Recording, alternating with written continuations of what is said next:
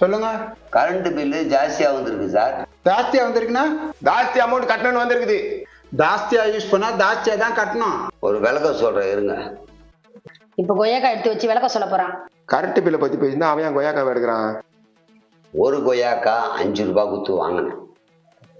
அவங்ககிட்டயே 5 கொய்யாக்காய் கேட்டேன், குட்டான். 5 கொய்யாக்காய் எவ்வளவு வரணும்? 25 ரூபாய் வரணும் இல்லையா?